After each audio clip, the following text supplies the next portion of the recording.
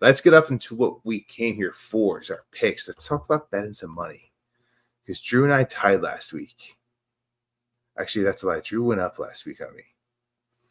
So we went straight head-to-head, straight up, picking them up, straight right. Drew and I both went 6 for 6. He got 6, I got 6. Now, against the spread, Drew got 8 right, I got 7. I need to check his math here. He got 9 right out of the over-unders. Out of the, what was it, 14 games I played last week? Woof. I got 10. And Drew crushed me with the trifectas because he got 4 trifectas and I got 2. Give him 27 points on the week to my 25, which totals Drew at 133 points to my 126. Which, Drew, I know you got no power, but I ain't worried, man. We got a long ways to go ahead of us. This is how you started off last year, and I crushed you. So next week, you're going to be eating jalapenos on the show because you're going to lose. As Dev comes in. Buffalo fans will say Jets and Giants are New Jersey. I know. I'm just busting you. You're not wrong. But all right. So once again, guys, just joining in. Drew went through Hurricane Milton. Apparently, Milton still has not found his stapler. It's still lost his stapler. He's way out in the Atlantic Ocean now. And Drew's home. He's dealing with a lot of down trees, a lot of down fences. But luckily, him and I spoke earlier. His house is intact, no flooding, but he's got no power. So him and I spoke offline. We got the picks together for him, and then I could talk all the crap I want to because he's not here. So let's dive right into this. All right. Thursday Night Football. We're playing it live right now. You have the Niners going into Seattle. Seattle is plus 3.5 at home, which is saying something. Saying the Niners are going to kick their butt. And the over-under in this game is 49 points. Drew and I talked about this yesterday. He did change his answer a smidge. I'm not going to say too much about that, but maybe he was watching the game. We both took the Niners to win this game. We both took the Niners in the spread, and we both took the under. So as of right now, going towards the end of the first half, we'll be hitting our trifecta. You have San Francisco up 16-0 on Seattle. Seattle's got the ball. They're driving it down. They're 2-7, and they're lining up at their own 32-yard line. So let's go Niners. I like trifectas. All right, going to London. You got the Jaguars playing the Bears, which both teams are coming off a pretty good performance for their organizations because they have not played that good of football, both of these organizations this year. But they're winning football games. So whatever they're doing it right. So you can't knock them too much. The Bears are giving up 2.5 points to the Jags in this game, and the over-under is at 44.5 points. Now, Drew in this game is taking the Bears to win, which insert his big old paw into his mouth because that guy has not been on the bear wagon all year. He's also going to take the Bears to cover because obviously you got to cover if they want to win this game. And he's taking the over. Now, Drew, I'm going to agree with you over, but you know what team has gone over to London the most of any other football team? You guess it, your Jacksonville Jaguars, who is undefeated in London besides the Giants. Those Jacksonville Jaguars. They go over there. They play right football. They can actually correct themselves for the year, and that's normally when they come back to America and start playing better football in general. So I'm going to take the Jags to win this game. I want to take them to cover. It's going to be a get right. They're going to come out of this. They're going to come back to the States 2-5. I'm sorry, 2-4, giving the Bears a 500 record. Coming back to America, We got the Commanders going into Baltimore to play in the Ravens. The Ravens are giving up 6.5 points in this game, which is crazy. And the over-under is 52.5, which is the way these two teams have been playing. It's been lights out football. I think both teams are averaging about 30. So Drew and I both took the over, which is probably your safe bet here. That being said, Drew and I also took the Ravens in the spread. Quentin Tarantino, this pick right here. But Drew went a little crazy on us. He went the Commanders. The Commanders are playing good football. Not great football. They're playing winning football. And Drew's taking the Commanders to win this game. I just can't go with it. You got the experience MVP candidate of last year, Lamar Jackson. You got so much talent around them. You're playing them at home. Granted, it's not a far travel from DC to Baltimore. But I have to take the Ravens in this game. They have to get it right. They played against the Bengals tough last week. They won in overtime in a crazy game coming back from behind. This is a get-right time for Baltimore. They did the same thing the year prior. Lamar Jackson put the team on his back and just played some dirty football. I think that's what he's going to do. He's going to teach this rookie quarterback, Jordan Daniels, some veteran lessons here, if you will. So I'm taking the Ravens to win this game. Up next, you got the Cardinals flying into, don't you know, Green Bay. Oh, they're playing your Packers. The Packers. The Packers are also giving up 5.5 points to the Cards. And the over-under in this game is a 49.5 points. Drew and I both agreed that Packers are going to win this game. It is hard to go into Lambeau Field in the past 3 decades and win a football game. I don't care who you are and how much you put up. That is one of the few places that still has a home field advantage. Drew and I kind of talked about this prior, but a lot of places that you go to these days when it comes to football with the World Wide Webs out there, you can be a football fan of any team anywhere you want, not just the local team. And that used to mean something back in the day. When you're a fan of a local team, you went locally to the football game. Now you travel and you go all over the place. You go to Vegas. You think the Raiders fans are crazy, but you think Raider fans are just in the stands. You got fans from all over the world going into that stadium just to watch football. But you go to Lambeau Field, those people owned Lambeau Field. They got a home field advantage. So Drew and I took the Packers along with it there. But 5.5 points is a lot in this modern era of NFL. This is actually teeter point. This is about the average. About 5 points is about the average of a difference of a lead so far this year. Cardinals, I don't think, are that great of a team, but they're a good enough team where they're going to put up points. So, and Drew and I actually agreed on this. We both went Cards in the spread. It's just hard to lose by more than 6 points right now in the NFL, especially when you got a high-power offense, especially when you got Marv Harrison Jr. But the over-under is a little rich. It's a little rich for Drew's blood at 49.5 points. Not for me, because the average score last week was about 50, 52 points. And both these quarterbacks could sling the ball. They're both gunslingers. Both could run the ball. And I don't think the defenses are that good. Green Bay's defense is definitely better. But I think there's going to be some scoring going around here. And a nice close game. Up next, you got the Texans going in to the Patriots. They're going into Foxborough.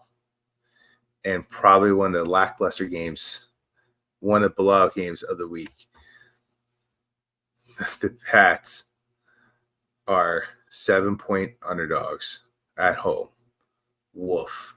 With an over-under at 38 points.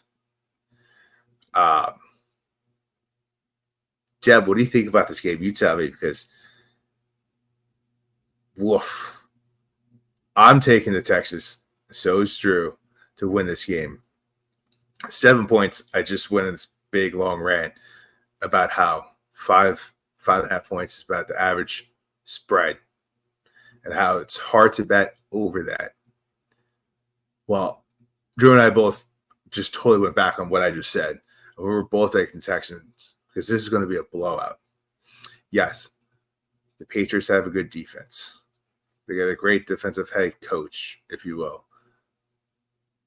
But the Texans are such a high-powered offense. Like it's just going to be a blowout. And with the over under 38 points, like I mean, damn, I'm going over, and so is Drew. So we actually just hit a trifecta, most likely. And it's not because it's going to be a close game. And like Deb said, only 7 points. Only 7 points. Listen, if you tease this up to like 10, I would probably still take the Texans. You're looking at a stopping of like 30-10. So, yeah, go ahead. Take the Texans. And then actually, I'm gonna skip a few games because what you should do is probably parlay with another team that I don't want to agree with over here, but you should probably parlay in with the Eagles. But we'll get to the Eagles a little bit. As Deb says, isn't this going to be Drake May's debut? It 100% is going to be Drake May's debut. Tony Brisket, slow cooked, is out of the game. He looks like the backup quarterback he is, and now you're going to put a rookie in to get slaughtered. It is not going to be pretty for a rookie quarterback. Hopefully this does not damage his confidence to play forward.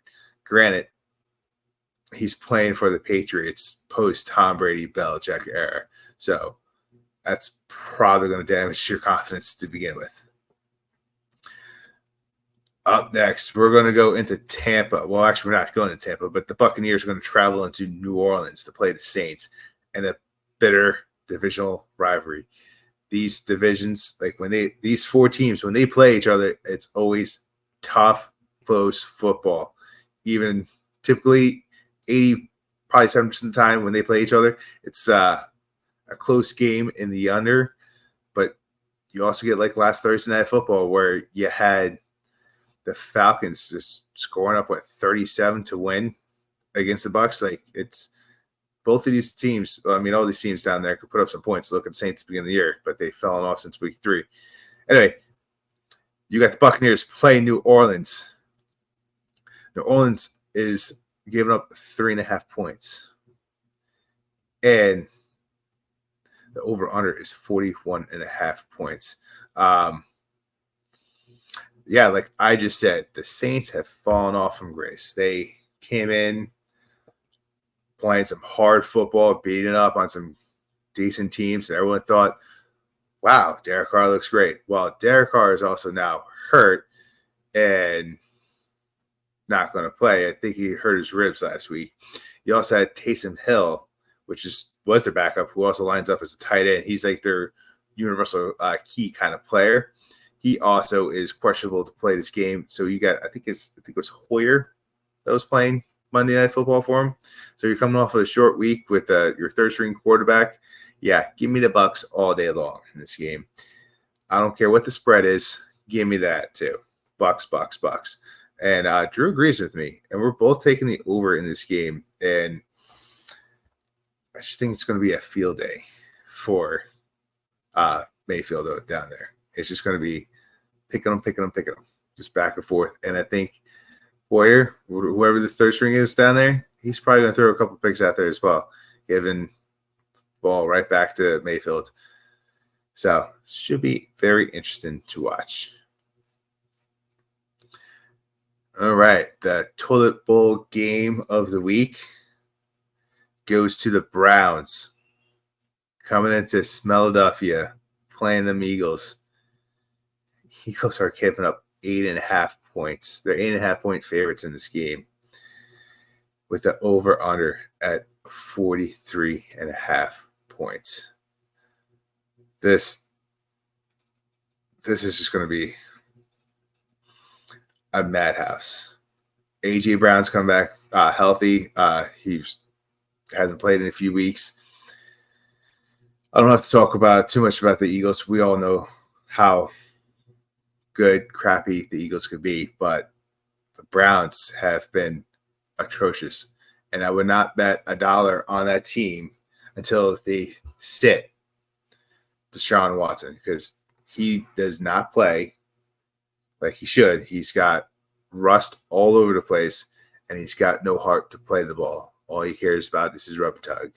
And it showed as he went to go walk off the field, and he's guaranteed all that money so he could act like a spoiled little child, because he could walk around doing whatever he wants, and he's going to get paid. There's nothing to hold over his head, and he's poisoning the football team. Look how well they played without him last year. Bring back Joe Flacco, then you can start betting on this Browns team again. So I'm taking the Eagles. So is Drew. That 8.5 points, it doesn't deter us. Like, once again, that's the second time this episode that I've made a session to that 5.5 rule mark. And I'm taking the under because I don't think the Browns are going to be able to do much. Nick Chubb is still not coming out running the football for him. And even if he does, who knows what he looks like running. The Eagles have not looked like the team they were a year ago.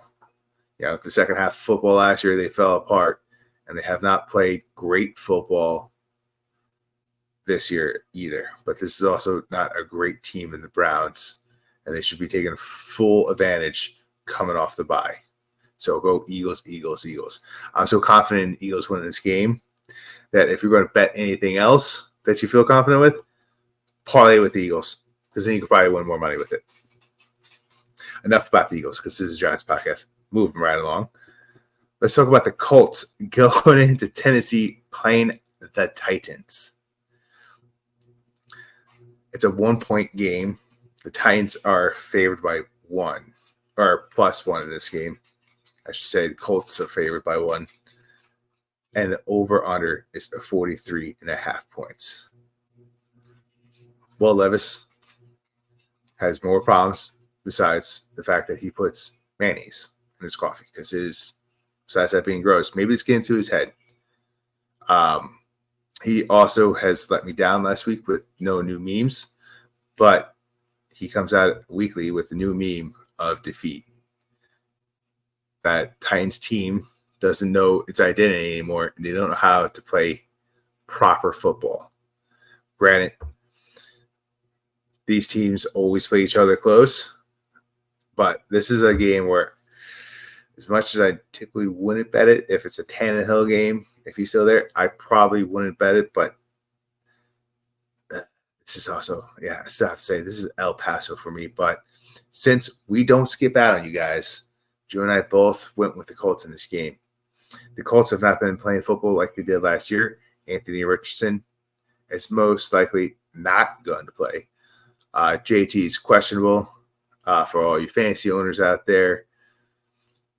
And you're probably going to get Wacko Flacco throwing the rock again for him. But that's okay, because he's won football games the past couple of years in his nice old age of salt and pepper beard man at 39.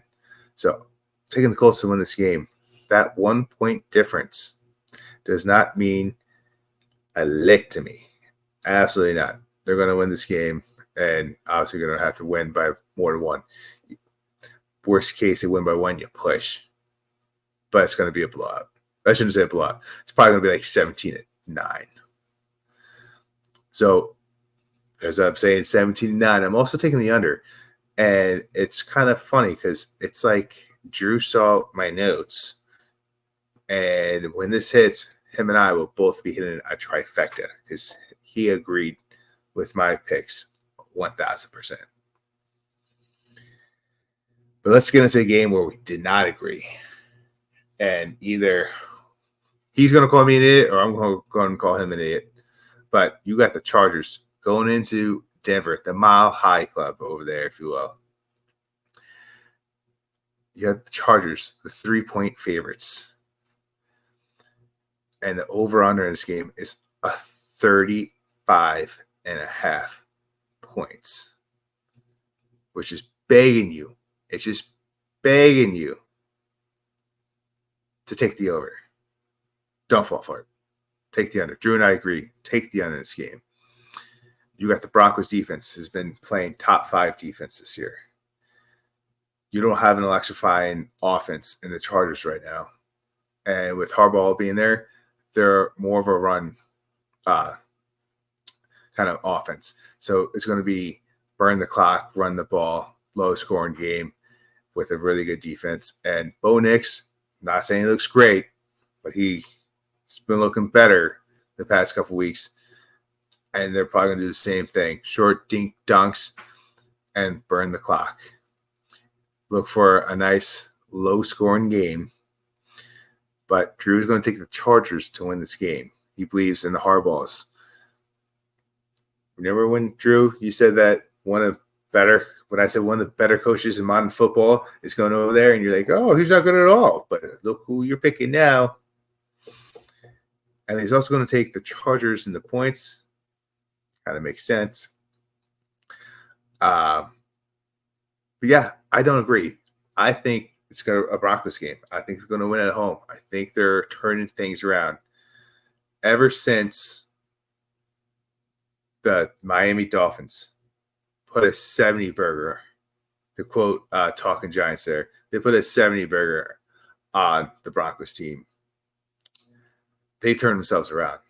John Payne fired who he needed to fire. He reevaluated. He's got a young bunch of young guys in there, and they've been playing really good football, really okay football, and beating up on the teams they should be. This is a divisional game, and with a new head coach and a sophomore new head coach, with a new quarterback, with Sean Payne. So it's going to be interesting. It's going to be a lot of running. It's going to be low scoring, but Broncos are going to win, in my opinion, as Deb chimes in. Boom, Drew. Deb agrees. She knows. She's a smart woman. Up next, keeping it in that division there, you got the Raiders. The Raiders.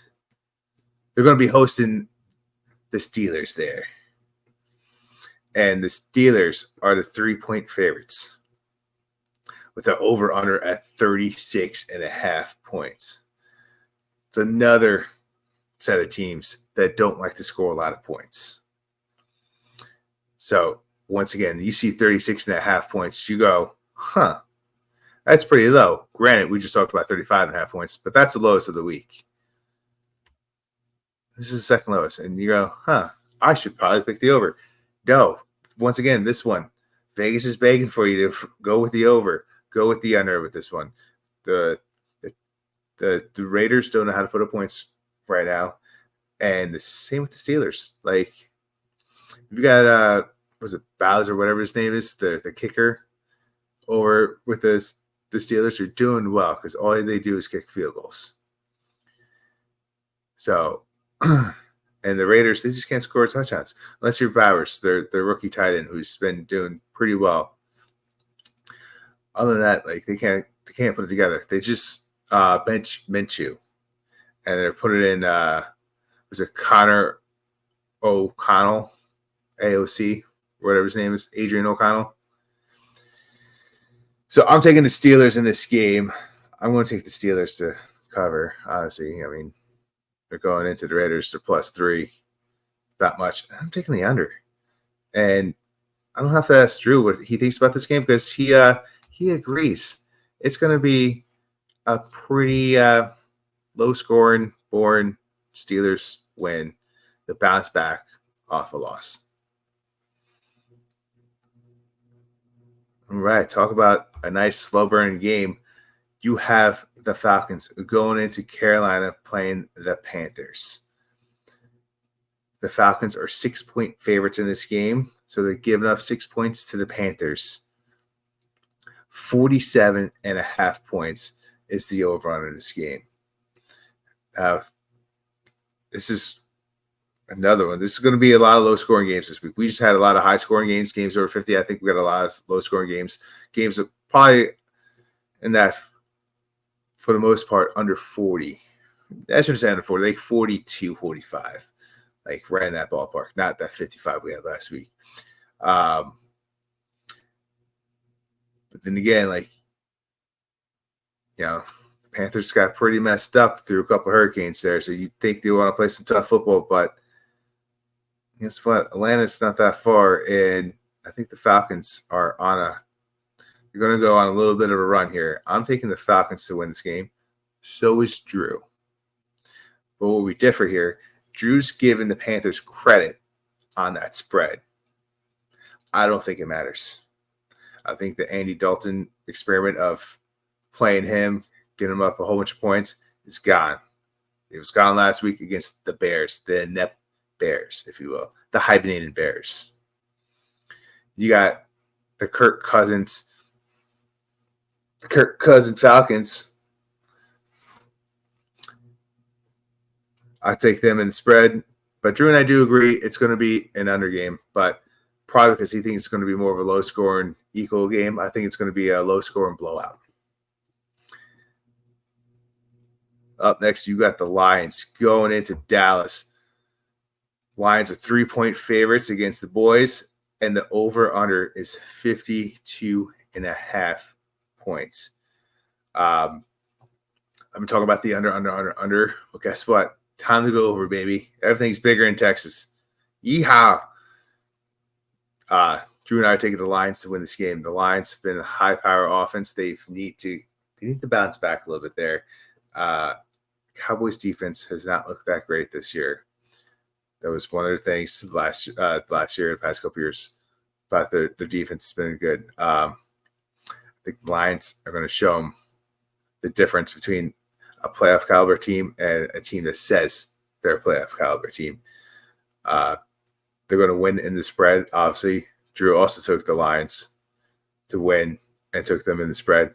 And we're going to go for the trifecta here. We got a few of these here, Drew, so we better be hitting these out, right? We're both taking the over in this game because they're going to be throwing the rock around. Dallas is going to be behind. Dak's going to be forced to throw the ball around. Lions defense isn't as good as it should be if they want to go into the Super Bowl, but they are playing good football. Dak's bound to throw a pick or two in this game because he's playing from behind. Actually, I want to make that side bet now. Dak throws a pick. Your Sunday night football game. If you want to know what Drew and I actually really think about this game, tune into our episode that we filmed last night. It's available on audio, on Spotify, on YouTube, and everywhere that you listen to everything here. But you got the Bengals going into MetLife Stadium playing our New York Giants. The Bengals are 3-point favorites here. Like, what gives? How in the heck?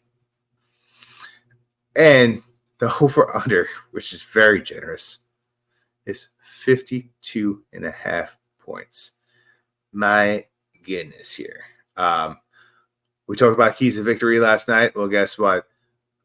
Drew and I are taking the Giants to win, and the Giants are covering this game. And because of that, we both have to take the under to stay true to the game plan of how to win this game. 52.5 points. You need to get 53 points to get the over. The Giants, if they're going to win this game, they're going to keep it both scores about 20, give or take. So you're looking at 40. Even if it's like last week, 40. Even if you say it's 27-23, you're looking at 50 points there. That's the under. So, moving right along. Monday Night Football. Monday night. It's not quite exciting with that Drew here. Rats. But we do disagree in this game. And it's me throwing out a little sidearm football here. Monday Night Football. You got the Bills going into MetLife Stadium playing the Aaron Rodgers Jets.